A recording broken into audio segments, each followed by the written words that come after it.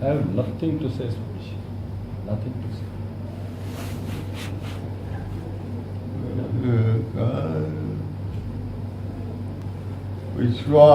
विश्वाधारं गगनसदृशं मेघवर्णं शुभाङ्गं लक्ष्मीकान्तं कमलनयनं योगिभिर्ध्यानगम्यम्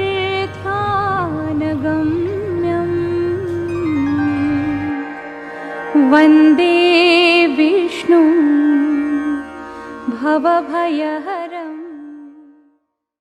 Hariom, pessoal, eu estou aqui para apresentar um programa para vocês, um programa especial em homenagem ao aniversário do Swami Dayananda Saraswati, o nosso querido Swamiji, que nesse dia 15 de agosto está fazendo aniversário, né? Aniversário de aparecimento dele nessa terra. E eu estou aqui para contar para vocês um pouquinho da glória que eu consigo vislumbrar na vida do Swamiji. É claro que eu não sou capaz de admirar toda a glória da vida de um sábio, mas da mesma forma que uma pessoa consegue admirar a grandeza de uma composição de Mozart ou de Beethoven, mesmo sem ter a noção real da habilidade que está envolvida naquela composição, da mesma maneira eu consigo apreciar a vida e os ensinamentos do Swami Dayananda, ainda que eu não consiga medir realmente a real grandeza desses ensinamentos. Vande Vishnu Bhavabhayaharam. Então, Swami Dayananda não nasceu Swami Dayananda, obviamente. Ele nasceu Natarajan, numa vila do sul da Índia, no estado de Tamil Nadu, chamado Mandiakuri. Nessa pequena vila, muito simples, né? Teve uma infância normal, ele perdeu o pai cedo, muito cedo, quando ele ainda era um garoto. Então, ele teve que, enfim, assumir certas responsabilidades já muito cedo em vida. E de resto, foi uma criança normal. Então, depois de completar os estudos básicos dele, ele foi a Chennai, que é uma grande cidade no sul da Índia, e lá ele conseguiu um trabalho como jornalista e datilógrafo. Foi em Chennai, no início dos anos 50, que o Natarajan conhece um Swami já famoso na época, chamado Swami Chinmayananda. Esse Swami Chinmayananda era uma figura assim, muito peculiar. Ele lutou na independência da Índia, ele foi preso, passou por inúmeras dificuldades. Ele tinha um posicionamento ideológico muito firme, muito forte, nacionalista, né? Era jornalista, trabalhava num jornal, e o curioso é que, certa vez, né, ele era um cara muito materialista, muito prático, né? Então ele, certa vez, começou a escrever um artigo com o intuito de desmascarar os swamis, os sadhus da Índia. Ask him something. आप कब से साधु हैं? E então, por conta dessa matéria que ele estava escrevendo, ele foi até Rishikesh, que é um local sagrado da Índia, onde muitos swamis, muitos sadhus moram, e foi lá para entrevistar esses sadhus e, enfim, desmascará-los, né? O fato é que, quando ele chegou em Rishikesh e foi até o Shivananda Ashram para entrevistar o Swami Shivananda e outros sadhus que ali viviam, ele acabou que se impressionou com a vida e o conhecimento dessas pessoas e viu que eles não eram uma farsa como ele pensava que eles eram. E acabou que não só ele não escreveu o artigo difamando os sadhus, como ele mesmo se tornou um sadhu, um swami, tomando iniciação do próprio Swami Shivananda. Então o Swami Chinmayananda, ele tinha essa personalidade muito forte, magnética, que encantava as pessoas e inspirava as pessoas. E foi isso que atraiu o Natarajan. You are afraid of the future. Anxieties for the future. Why didn't you start some business? Swamiji, this is not the right time to start business. Why? There is a nuclear threat in the world. So what? Swamiji, the nuclear, you don't understand. When the nuclear threat comes, everything is going to be blasted into mere ashes. So, therefore, I don't want to invest at this moment. See how illogical? When everything goes into ashes, Your capital also gone, never mind. You are also not going to survive. Even if you survive, and all others have died in a nuclear war, why do you want money? What business are you going to do? There is no purchaser. What business is it? You are the only one. Hare Rama, whenever you hear that the atom bomb is coming, immediately inquire which is the direction it is coming. It is coming from southeast. Run towards it. Vande Vishnu Bhavabhayaharam. Então, o Natarajan, o futuro Swami Dayananda, se envolveu com o Swami Chinmayananda e logo, como consequência disso, ele começou a trabalhar na chamada Chinmaya Mission, que era um instituto que foi criado assim em volta do Swami Chinmayananda para promover a cultura védica e o ensino de Vedanta.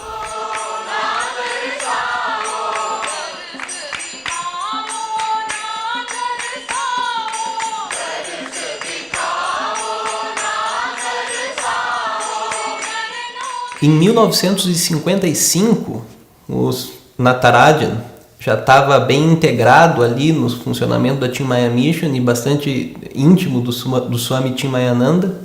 E ele acompanha o Swami Chinmayananda então para uma visita muito especial ao mestre do Swami Chinmayananda chamado Swami Tapovan.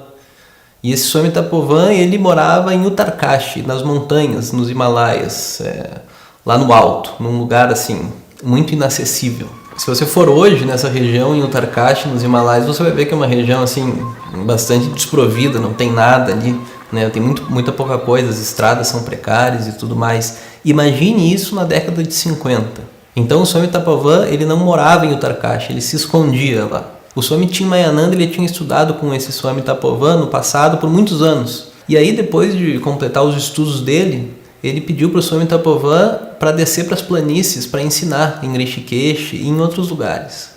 O Swami Tapovan, quando ouviu isso, falou: não, por que você vai descer para as planícies, vai para Rishikesh? É um samsara, aquele lugar é um samsara, cheio de gente. Quem conhece Rishikesh hoje em dia sabe que aquele lugar realmente é um shopping center, um shopping center espiritual, cheio de gente comprando japamala, cheio de gente pedindo dinheiro, um monte de restaurante, uma confusão. Agora, na década de 50, era uma outra história. Aquilo era uma vila pacata de sadhus. E tinha algumas pessoas, né? Tinha algum comércio e tal. Isso já era muito para o Tapovan. Ele já achava que isso era demais.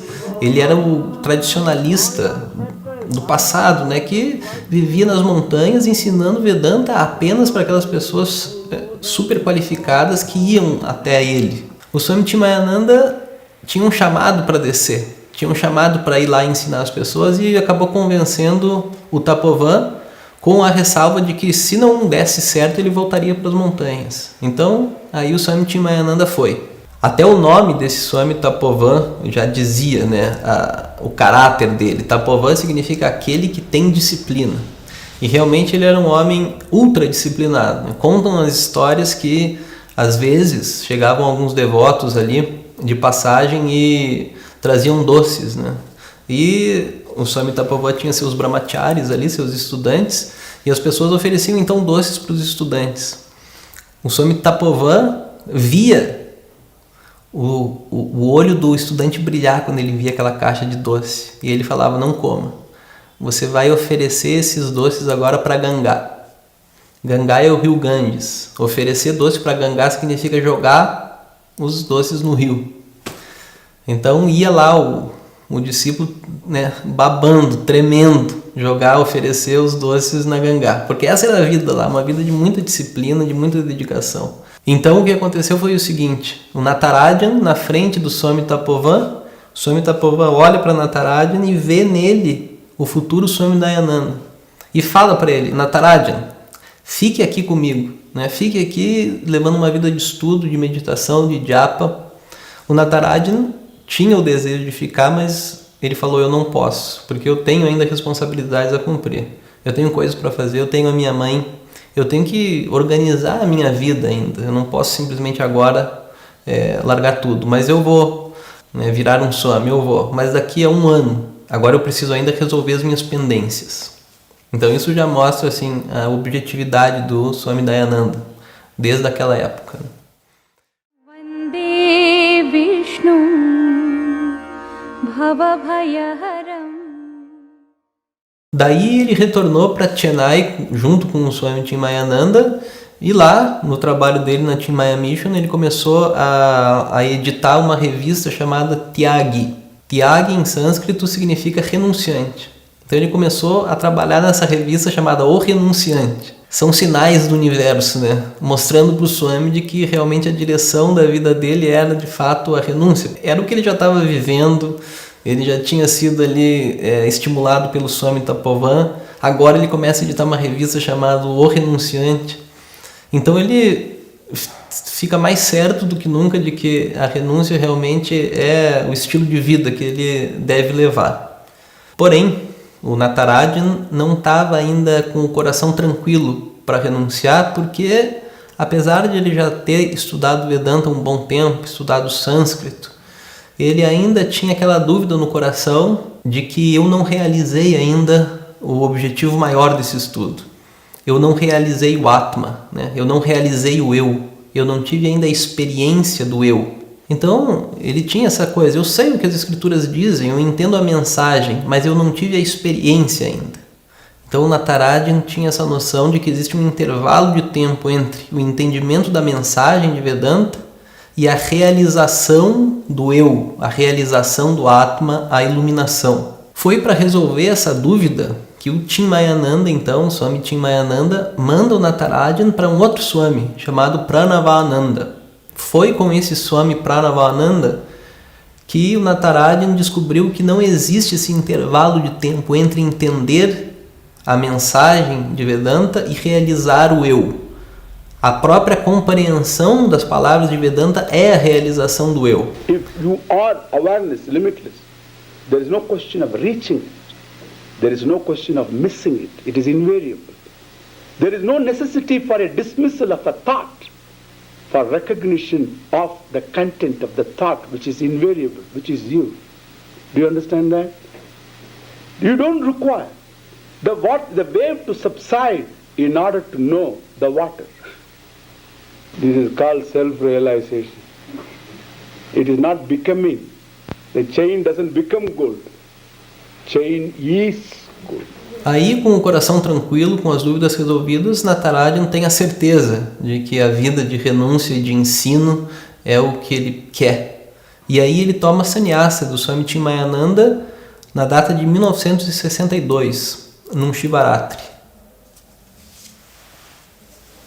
Então, tendo tomado o sannyasa do Swami Chinmayananda, o Natarajan passa a ser conhecido como Swami Dayananda, que é o nome que a gente conhece o Swami até hoje. Todos os Swamis têm esse nome Ananda no fim, é uma convenção. Ananda significa felicidade, plenitude.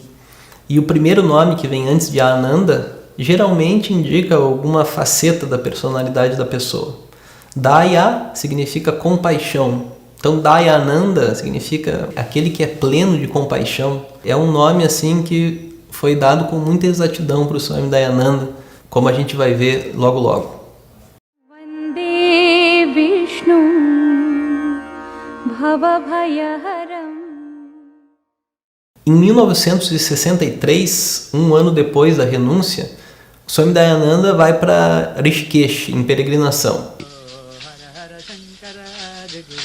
Jaya Jaya Shankara Jagadguru, Hara Hara Shankara Jagadguru, Jaya Jaya Shankara Jagadguru, Hara Shankara Jagadguru, Jaya Jaya Shankara Jagadguru, Hara Hara Shankara. Yogis are buried in the meditation posture and not cremated as is usual in India.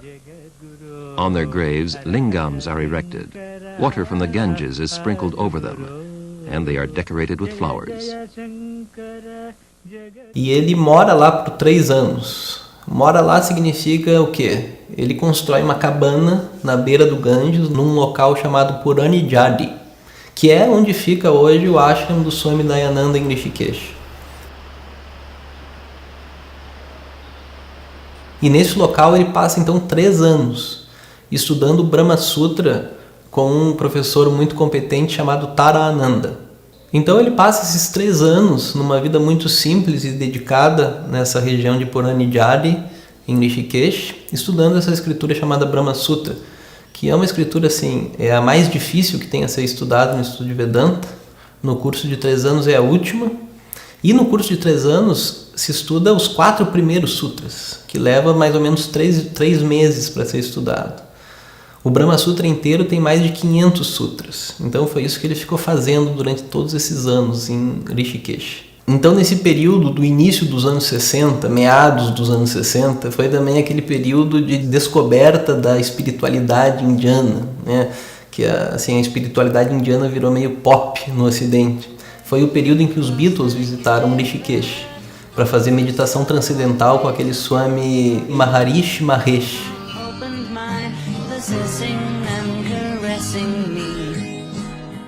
Essa sinergia entre Oriente e Ocidente e a descoberta da espiritualidade oriental pelo Ocidente foi o que, por exemplo, deu muita força para o movimento hippie nos anos 60.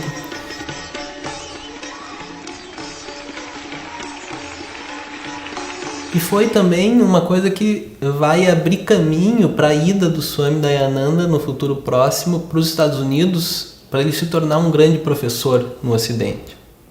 Vande Vishnu Bhavabhayaharam. Em 1971, Swami Dayananda ele concorda em dar um curso de 3 anos numa instituição que tinha a ver com o Chinmaya Mission e o Swami Chinmayananda, chamada Sandipani Sadhanalaya. Sandipani Sadhanalaya was inaugurated in January 1963 in Powai, Mumbai.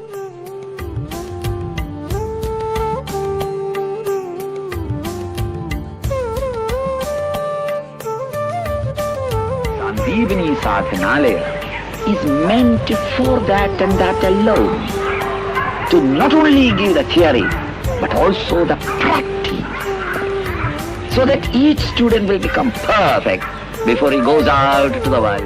Foi aí que o Swami Dayananda desenvolveu a metodologia de ensino dele, que ele levou pela vida inteira, né, de Tattva-bodha a Brahma Sutra, onde ele conseguia ensinar toda a matéria que deve ser ensinada em Vedanta durante 3 anos para um estudante, num regime intensivo de estudo. Ele falava, né, o que um sadhu levaria 10 anos para estudar nos Himalaias, os estudantes do Sandipani Sadhanalaya faziam em 3. E aí, entre 1972 e 79, o Swami Dayananda deu 2 cursos de 3 anos. Um desses cursos foi feito pela nossa querida professora Glória Riera, que ensina hoje no Brasil já há quase 40 anos. Vande Vishnu Bhavabhayaharam. Em 79, o Swamiji então vai para a Califórnia, convidado por alunos americanos para fazer um curso de 3 anos lá. A entrada do Swamiji no Ocidente foi na verdade, uma revolução dentro do estudo de Vedanta.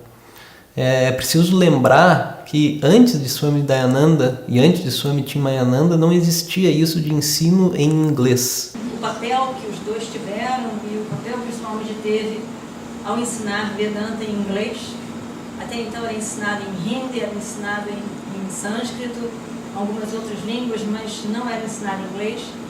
E a gente pôde estudar por que foi ensinado em inglês, quantas outras pessoas tiveram acesso a esse conhecimento que realmente era hermético devido à língua, e os dois tiveram a coragem, apesar de terem sido criticados na época que não se ensinava Vedanta em inglês e não se ensinava em Vedanta para estrangeiro, mas ainda assim eles tiveram a coragem de ensinar para as pessoas que estavam buscando esse conhecimento. E o caso é o seguinte, o Swami Dayananda não só ensinava em inglês, ele não só traduzia o sânscrito para o inglês, mas ele conseguia traduzir o espírito oriental, o espírito hindu, o espírito védico para o espírito ocidental, para o espírito americano, de uma maneira que tornasse possível a assimilação do conhecimento védico por uma pessoa dentro da cultura ocidental. O Swami Dayananda falava para o coração das pessoas.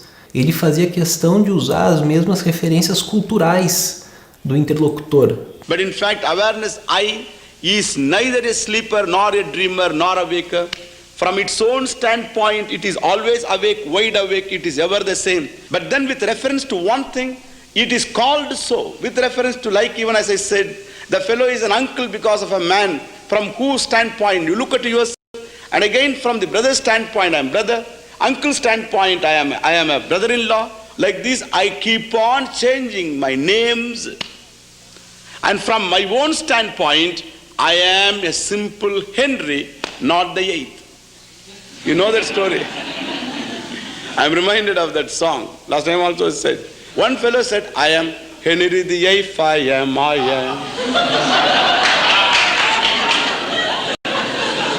Henry the eighth, I am. How come you are Henry the eighth? I say, Henry the eighth, how you are? I got married to the widow next door.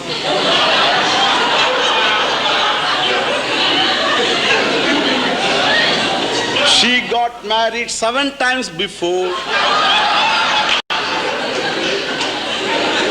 Everyone was Henry. Neither Sam nor Willie. Therefore, Henry the eighth, I am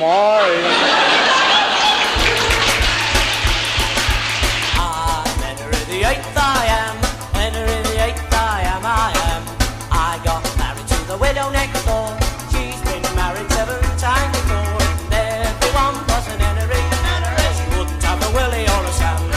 I'm an 8th old man, I'm Henry.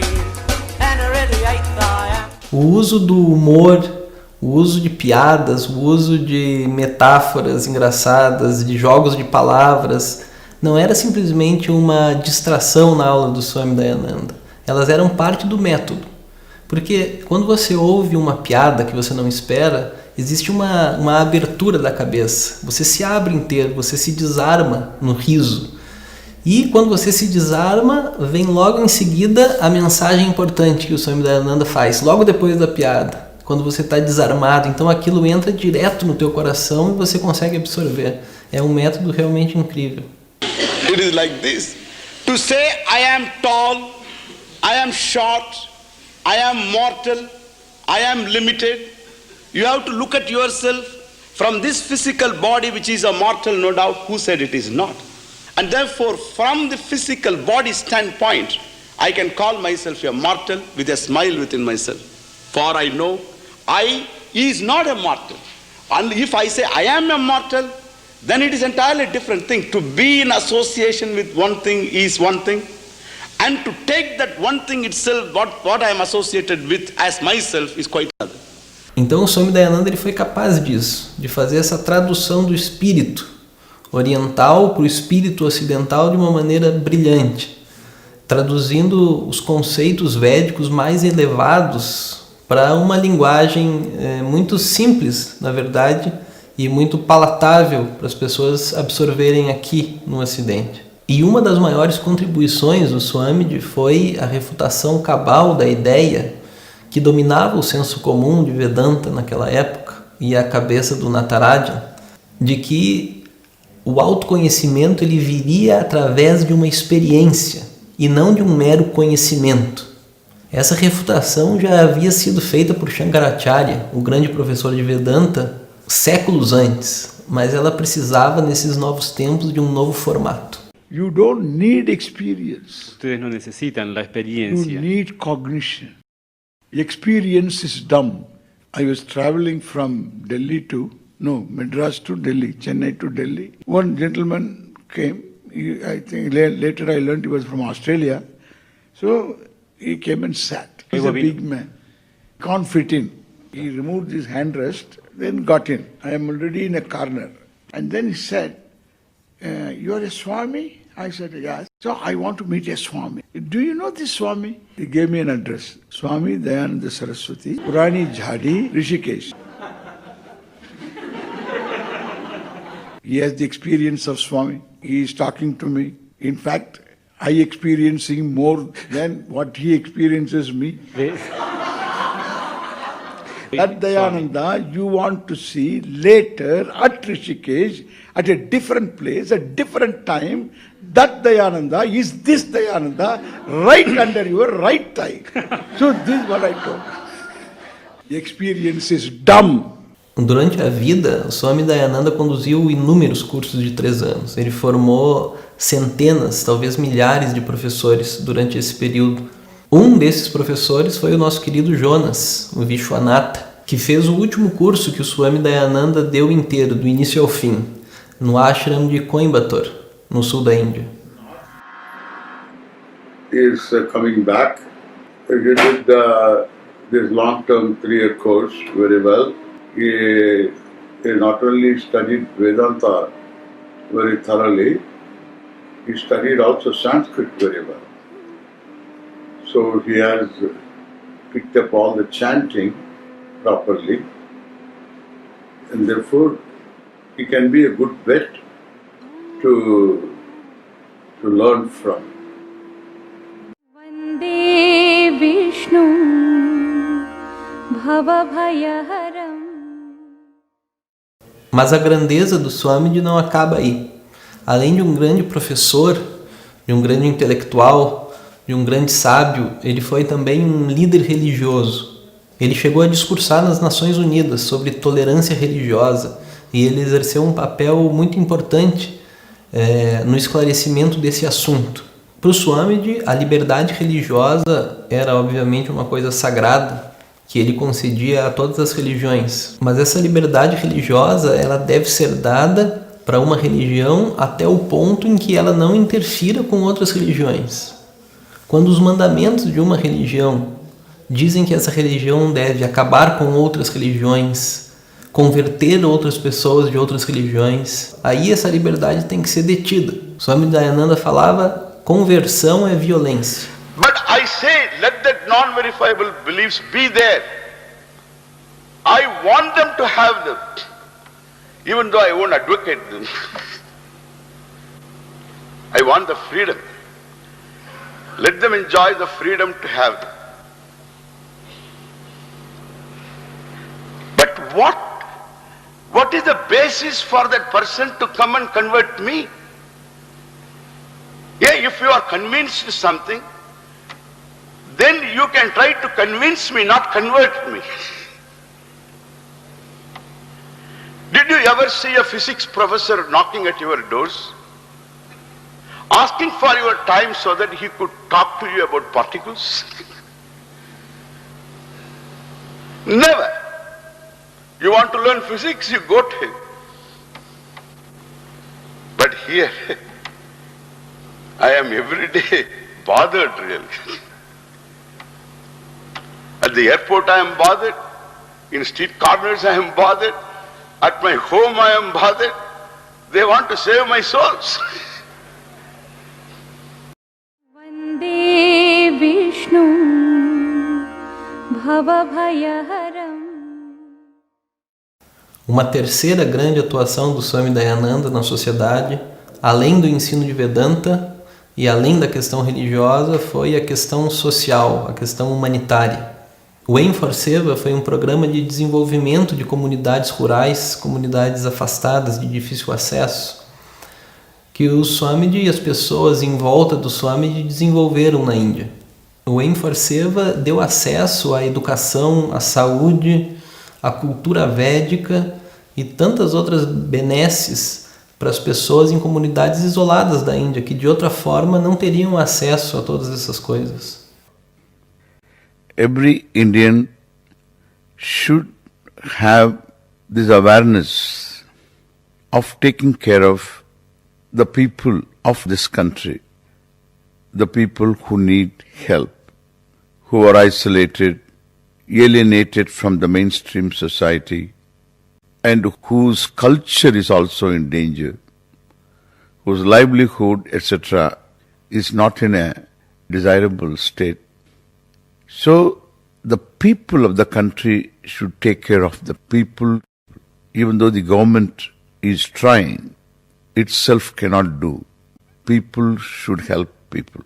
E o incrível foi que tudo isso foi feito pela boa vontade das pessoas ali em volta do Swamiji, inspiradas pelo Swamiji, sem ajuda governamental. Elas faziam e ainda fazem esse serviço hoje em dia inspiradas numa canção do Swami Dayananda chamada Bharata Desha Hitaya, que significa para o bem do país de Bharata, para o bem da Índia. Bharata Desha Hitaya Bharatadi Mahamati Sevita Bharata Desha Hitaya Bharatadi Mahamati Sevita Bharata Desha Hitaya Kuru Sevam Tum Kuru Sevam Tum Kuru Sevam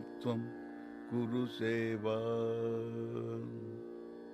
Aqui fica claro como o nome Dayananda foi realmente um nome profético dado para o Swamiji. O coração dele realmente não tinha fronteiras, não tinha limites. É difícil medir a grandeza do Swami Dayananda. É a grandeza do próprio universo, que a gente não é nem capaz de enxergar diretamente, mas a gente só infere pelos seus efeitos. Tendo feito tanta coisa, tendo ajudado tanta gente, a contribuição dele para o mundo com certeza foi da mesma medida que a contribuição de grandes mestres do passado, como Shankaracharya e outros. Com certeza o Swami Dayananda vai ser lembrado pelos séculos à frente. Vande Vishnu Bhavabhayaharam. E assim como ele foi grande em vida, ele foi grande em morte também. O primeiro ministro da Índia era discípulo do Swami Dayananda e foi visitá-lo no hospital quando ele estava nos seus últimos momentos. Saraswati वेदांत के विद्वान हैं और पिछले 50 साल से संस्कृत और वेदांत के अध्यापन करते रहे हैं.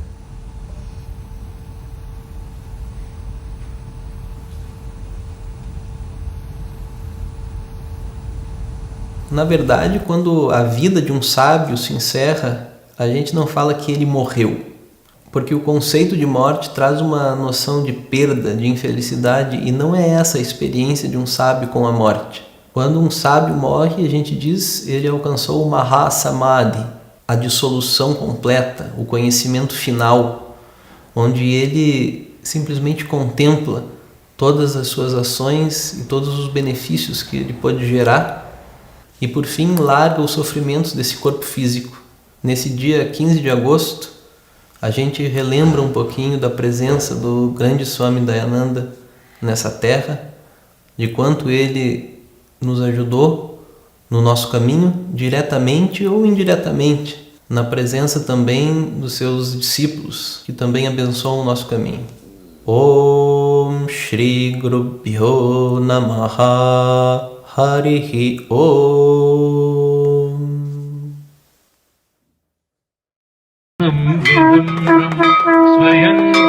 स्वयंगंतकारं सतामानितारं नमत्तापहारं स्वयं निर्विकारं दयानन्दरूपं मदाचार्यमीडे